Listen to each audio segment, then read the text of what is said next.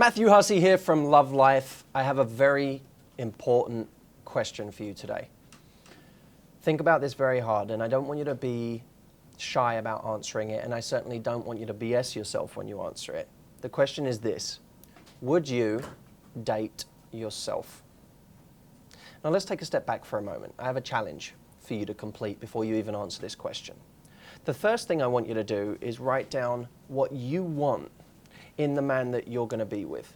If you're a guy listening, you can do the same thing for the woman that you want to be with, but write down the standards that you have for that person. And I don't just mean talking about their looks or anything like that. I mean talking about your real standards for their behavior, the way they treat you, the way they are around your friends and family.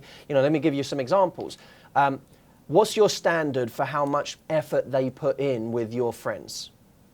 What's your standard for the way they are in their energy, in their politeness, in their generosity when they meet your family? What's your standard for this person's level of chivalry? Do they open the door? Do they go out of their way to look after you? Do they pay for you? Do they do things for you? What's your standard for their level of generosity? What's your standard for their level of affection? What's your standard for the amount of time that they would give you? What's your standard for the sacrifices that they would be prepared to make in their life for you? What's your standard for the extent to which they would grow for you? They would try and learn new things or update the way they think about life, even change their belief systems to help align them with yours. What is your standard for all of these things in the person that you want to be with? You may want to pause this right now, take out pen and paper and actually write these down. You could fill, I'm sure, a couple of A4 pages with the way that you would want them to react, and get real deep with it too. If you screwed up, how would you want them to react to your mistake? How much attention would you want them to give it? Would you want them to berate you? Would you want them to be kind to you? Would you want them to be understanding?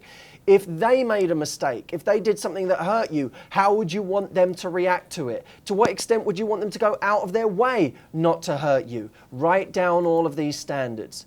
Now, when you've done this, I want you to take a big, long look at this list. Look at everything you've written down. Ask yourself this question: to what extent do I live up to each and every one of these standards? If this is my set of standards for the person I want to be with, to what extent do I live up to these standards myself? Why is this important? Well, for a couple of reasons.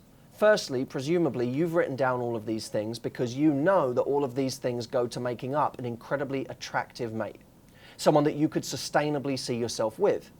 Now, of course, if they would make an incredibly attractive mate, you also now have a bunch of tips and clues into how you can be the most attractive mate to someone else. So this leaves clues.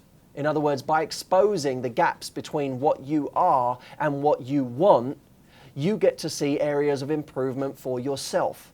People often ask me, Matt, how can I make myself more attractive? Well, the key way to make yourself more attractive is be more of what you want to see in other people. Be more of what you want in the man you want. If you want that standard from someone else, you have to be prepared to live up to that standard yourself.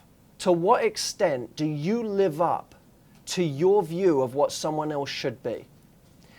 And when you answer that, you'll find out whether you really would want to date yourself. The reason I think this is such a profound question is because it's sobering and it's incredibly humbling to realize how far short we often fall of what we expect from everyone else.